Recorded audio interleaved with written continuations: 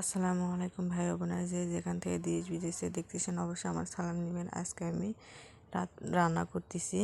এই যে এখানে ছোটো মাছ দিয়ে আলু দিয়ে টমেটো দিয়ে চচ্চড়ি করবো। এই জন্য টমেটো, তারপর পেঁয়াজ, মরিচ, তারপরে আলু, এগুলো সব কিছু কুচি কুচি করে নিচ্ছি। মানে সব কিছু একবারে নিয়ে যে আদা রসুন বাটা, লবণ, হলুদ, মরিচের গুঁড়ো দিয়ে ভালো করে আগে মেখে নিচ্ছি।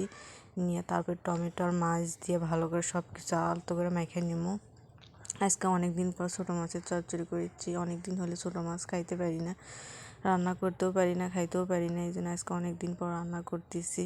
কেমন হলো আমার রান্নাটি অবশ্যই কমেন্টে বলে যাবেন ভাই বোনেরা। আর আমরা একবারে রান্না করি, একটাই এখন খাই, আগাত খাই, আবার সিঁড়ির টাইমেও খাই। এই যে আমার মাখা চাকা হয়ে গেছে, এখন আমি সামান্য করে ঝোল দিয়ে দেবো। আমার রান্নার ভিডিওটি কেমন লাগে অবশ্যই কমেন্টে বলে যাবেন। এই যে রান্নার ফাইনাল লুক চলে এসেছে, কেমন এসেছে কালার, আর রান্না কেমন হয়েছে কমেন্টে বলে যাবেন। সবাইকে আল্লাহ হাফেজ, সবাই ভালো থাকবেন। আল্লাহ হাফেজ।